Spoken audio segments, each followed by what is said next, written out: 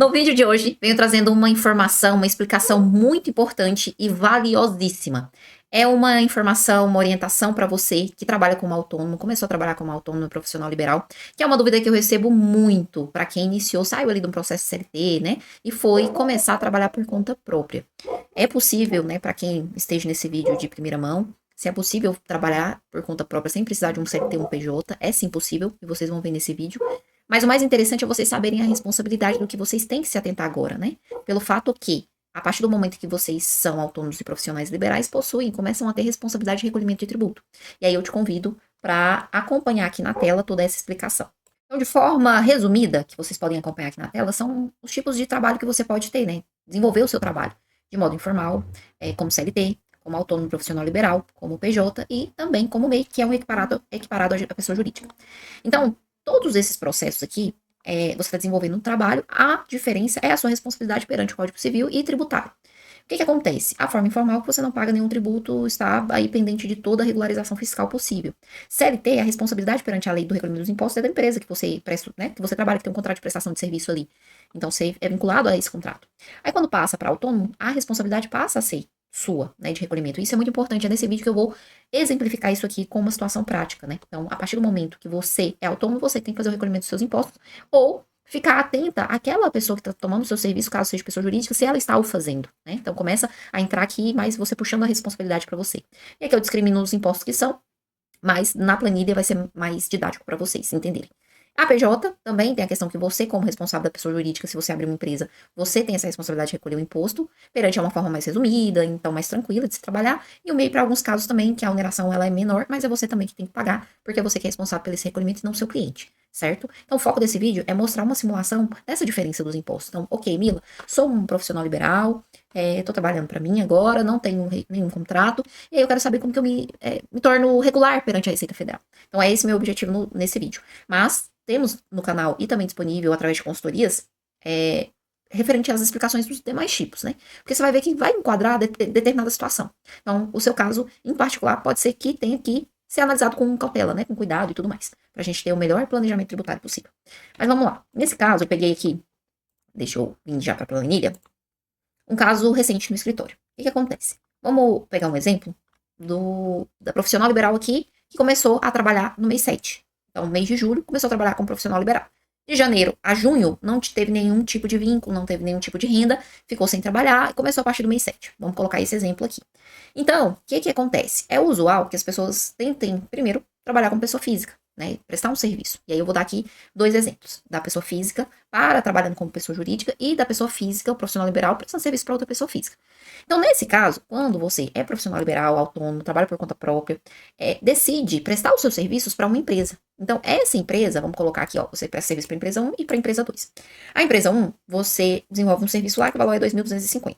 Na empresa 2, 2.500. Então, qual que é o correto? Tem 2 formas de fazer esse vínculo dar certo e fazer o recolhimento de forma correta. Que é através da nota fiscal avulsa ou através do RPA. Pode ser um ou outro. Mas o que você tem que atentar? Que em ambos os casos, o recolhimento do tributo é de responsabilidade de quem está tomando o serviço. Então, de quem está contratando a sua mão de obra. Então, por exemplo, se você fez uma precificação do seu serviço ali para aquela determinada empresa, seria 2.250. A empresa, caso você tire uma nota fiscal, vai depender do seu município. Tem municípios que já fazem esse recolhimento automático e você paga uma guia avulsa.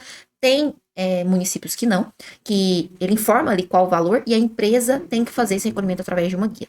Então, mas de qualquer modo, esse valor do ISS, a depender do município também, ele varia de 2% a 5%. Mas a gente sempre trabalha com o valor de 5%, porque a maioria dos municípios adotam ele e a depender da atividade. Então, nesse caso, o que você tem de desconto, né? O que tem de imposto sobre esses 2.250? O ISS, o INSS e, dependendo do valor, o imposto de renda, nesse caso 2.250, não teve retenção de imposto de renda. Então, o correto nessa operação, sendo nota fiscal avulsa ou RPA, é ter um documento fiscal, se for a nota avulsa, se for você que tira, você tirar o documento, a nota fiscal avulsa, e informar as retenções. Informar na nota as retenções. Se o seu município faz o recolhimento do ISS, ok, você destaca o ISS. O INSS você vai informar porque quem vai fazer o recolhimento da guia é a empresa que está te contratando. E no final, o líquido fica o valor de 1.890 para você receber. Poxa, Mila, mas eu tirei uma nota de 250, mas eu vou receber só 1.890? Sim, porque a responsabilidade do pagamento, o contribuinte do imposto aqui, ó, é quem ganhou o dinheiro. Então, a fonte pagadora, se você ler aqui embaixo, é de responsabilidade sua, né? A fonte pagadora é responsável por fazer o desconto, mas o pagamento é sua responsabilidade. Tá? Então, a gente tem esse processo. Então, o que a empresa tem que fazer? De pagar o líquido e fazer o recolhimento dos impostos. E aqui na empresa 2, da mesma forma. Prestou para outra empresa? Assim também funciona da mesma forma. 2.500, faz o recolhimento do ISS, o destaque para a empresa pagar, e o INSS, nesse caso, não deu imposto de renda a pagar. Então, nesse mês, por exemplo, mês 7, que você prestou o serviço, tem um total de 4.750. De líquido que você recebeu, foi 3.990, porque eu já estou fazendo uma prévia do imposto de renda para você separar, porque no final, quando você for fazer a declaração de ajuste anual, vai ser a média do imposto que você irá pagar sobre esse mês, que mais à frente vocês vão entender direitinho. Mas a ideia é essa que vocês entendam, que a prestação de serviço, ela, para a pessoa jurídica, é o tomador que faz o recolhimento. E aí, você pode ter no mesmo mês a prestação de serviço de pessoa física para pessoa física. Eu presto serviço para você, você é meu tomador de serviço, você como pessoa física, exemplo. Então, nesse caso, muda a responsabilidade. Nesse caso, é necessário, por exemplo, eu atendi a pessoa física número 1, número 2, número 3, número 5, e cada um com valores diferentes. Eu não calculo por recebimento. Eu fecho o mês, totalizo o mês, nesse caso deu 7.700. Tenho que ter um cadastro na minha prefeitura, que eu pus até de vermelhinho aqui. É um valor que é aproximado com o que as prefeituras podem estar cobrando, depende do seu município. Você vai pagar um valor fixo por mês. E INSS é 20% daquela contribuição máxima. E, nesse caso, nós temos o imposto de renda, tirado uma guia mensal para você fazer o pagamento mensal. Então, nesse caso, você recebeu 7.700, pagando os impostos, líquido sobra para você R$ 4.873,83. Por quê? Porque no final do ano, o que vai acontecer?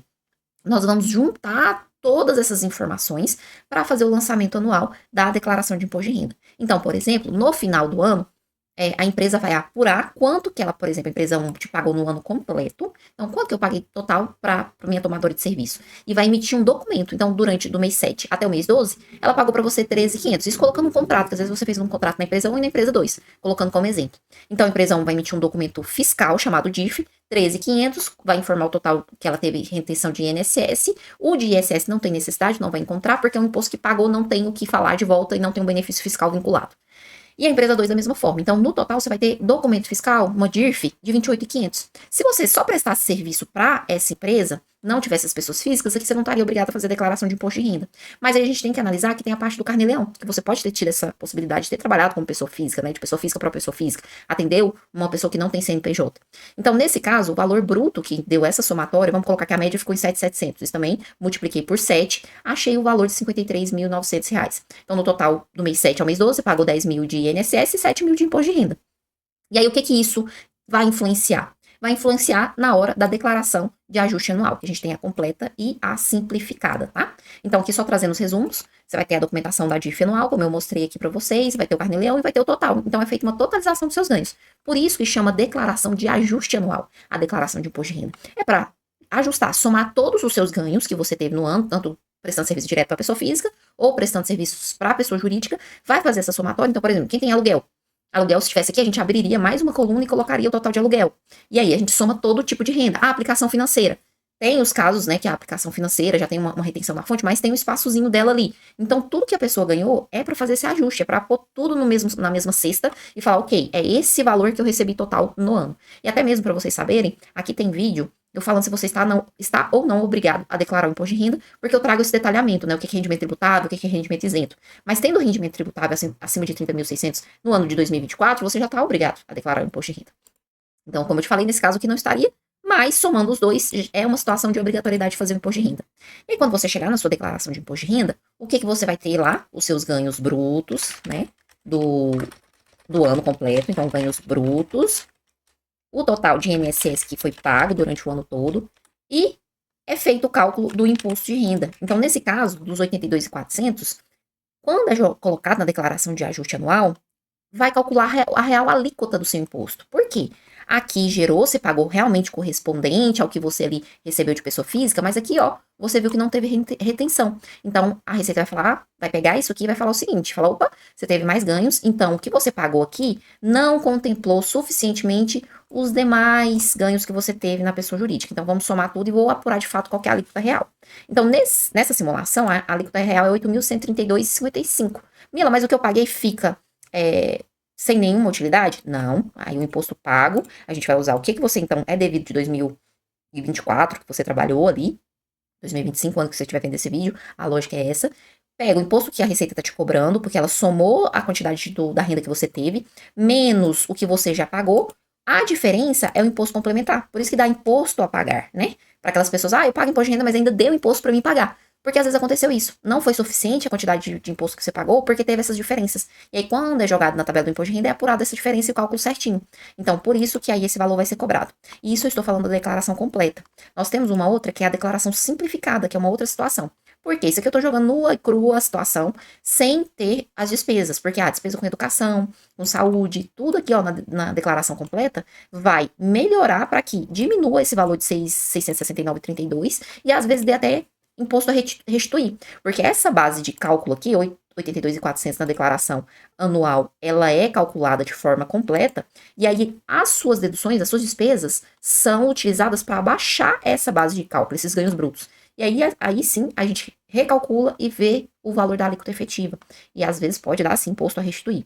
Nesse caso da declaração simplificada, a própria Receita Federal já dá uma redução de 20% na base de cálculo. Então, ela pega esse valor aqui e tira 16.480. Tirou esse valor, então a base de cálculo vai reduzir, o imposto devido vai passar de 8 para 7.570,86. O imposto que você já tinha pago foi 7.463,19, então ficou só uma diferença de 107,67 a pagar. Então, é esse o detalhe da declaração de imposto de renda que muitas vezes as pessoas não entendem. Já paguei o ano todo e ainda tem que pagar? Sim, porque pode ter essas variáveis, né, de situações. Então, a declaração simplificada, Mila, você está falando que é a melhor. Não, porque depende. Cada pessoa tem uma situação diferente. Isso aqui eu tô colocando como se elas não tivessem despesas nenhuma, apenas analisando as receitas. Então, muitas coisas interferem. Mas se a gente for analisar uma pessoa que não teve nenhuma despesa com educação, saúde, não tem dependente, não teve nada, a melhor declaração seria simplificada e ela pagaria ali uma diferença ainda de 107,67 de imposto. Por isso que muito se observa pessoas que faz a abertura da empresa. Porque fazendo uma simulação nesse mês, aí eu peguei só o mês específico, senão o vídeo fica muito longo, que a pessoa, ela recebeu um total de ganhos líquidos de 8.863,83, juntando a pessoa física, o que ela trabalhou atendendo pessoas físicas e o que juntou trabalhando atendendo pessoas jurídicas, que deu um total de 12.450 de bruto. Desses 12.450 de bruto, se ela fosse PJ, se ela tivesse uma empresa, porque não tem problema, você pode abrir uma empresa, prestar serviço para outra empresa, ter uma empresa, atender pessoas físicas, esse é o intuito, é uma estratégia tributária. Quando você tem uma empresa, o que acontece? Dependendo da sua atividade, aí você tem que verificar onde você se encaixa. Se você tiver dúvida, pode deixar nos comentários qual que seria a sua atividade e qual anexo você se encaixaria. De antemão, o anexo 3 são atividades, prestações de serviço de modo que geral, né? De serviços em geral, como cabeleireiro, como técnico de informática, que faz manutenção de equipamentos, fica aqui dentro do anexo 3. O anexo 4, advogados e construção civil. Anexo 5 são atividades de prestação de serviço que tem conselhos. Ali você pode olhar mais por esse lado, que tem um conselho por trás, como médico, advogado, fisioterapeuta. Então, são aqui enquadrados no anexo 5. Então, cada atividade tem os seus profissionais, tá? Para que a gente faça o cálculo. E se você tiver dúvida, você deixa aqui no comentário que eu te falo qual que é o seu anexo. Então, você tendo um valor de 12.450 de valor bruto, na pessoa jurídica, você pagaria um Simples Nacional. O que é esse Simples? É um imposto que vai para a Receita Federal, que vai para a contribuição social, que na verdade, ele é um conjunto de impostos. Ele não é um imposto em si. Então, você pagaria uma guia no Simples Nacional que estaria ali acarretando vários impostos. E um deles é o ISS, que você estaria ali pagando por nota, né? Por atendimento ou mensal. Aqui você paga uma alíquota dentro do Simples Nacional. Então, é um conjunto de impostos, você estaria pagando uma alíquota ali de 6%. Então, contribuindo com o Simples Nacional. Aí, nesse caso, tendo uma empresa, você estipula um prolabore que você vai tirar, pagaria o INSS sobre o seu prolabore. Então, o seu ganho líquido, ele aumentaria. Ele ficaria 11.538,00. Então, se a gente comparar entre o ganho líquido de uma pessoa jurídica menos o ganho líquido de uma pessoa que é autônoma, um profissional liberal, que está meio prestando serviço para pessoa jurídica e para pessoa física, se torna muito mais vantajoso. Você tem uma economia tributária muito grande. Então, sobra mais na sua conta aí. Então, nesse caso, sobrou mais 2.674. No anexo 4, tá sobrando 2.860. No anexo 5.553,67. Então, é uma vantagem muito competitiva nesse ponto. Então, para vocês entenderem que sim, a pessoa física ela é possível. Eu trouxe um cenário que a pessoa jurídica, ela, nessa simulação, ela está sendo importante, ela está sendo uma vantagem competitiva, que é importante vocês analisarem. Mas tem cenários que você continuar como uma pessoa física, compense, que talvez você não chegou nesse nível ainda de faturamento. E é muito importante o quê? Muita gente tem medo né, do tomador do serviço, não está recolhendo corretamente os impostos.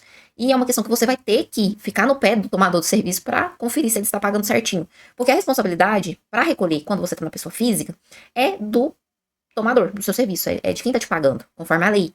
E aí, você também é um responsável solidário. Por isso que você não pode, eu fiz a nota, o RPA, então agora eu fecho os olhos, porque se ele não recolheu, a responsabilidade é dele. Não, a responsabilidade também é sua, se caso ele não pague. Então, a pessoa jurídica, você passa a ter a responsabilidade. Então, você puxa essa responsabilidade para você, e você fica mais tranquilo em estar recolhendo os impostos corretamente, está tendo um controle maior e prestando seu serviço de forma tranquila, né? Sem nenhum impedimento, conseguir receber de empresas, de pessoas físicas. E é um cenário que eu quis trazer aqui para vocês, tá? Espero que vocês tenham gostado desse vídeo, que eu tenha esclarecido as dúvidas de muitas pessoas. Foi um vídeo resumido. É uma situação que é necessário um planejamento tributário mais específico para o seu caso, porque, como vocês viram, nessa simulação aqui já apresenta uma vantagem tributária muito grande, mas para que vocês saibam que, a partir do momento que vocês passam a ser profissionais liberais, a responsabilidade do imposto sobrecai a vocês, quando é pessoa física para pessoa física, e quando vocês estão prestando para pessoa jurídica, é a pessoa jurídica que tem que fazer o recolhimento, tá bom? Qualquer dúvida, deixe nos comentários, me chame, será um prazer atender você. E até o próximo vídeo. Até mais. Tchau, tchau.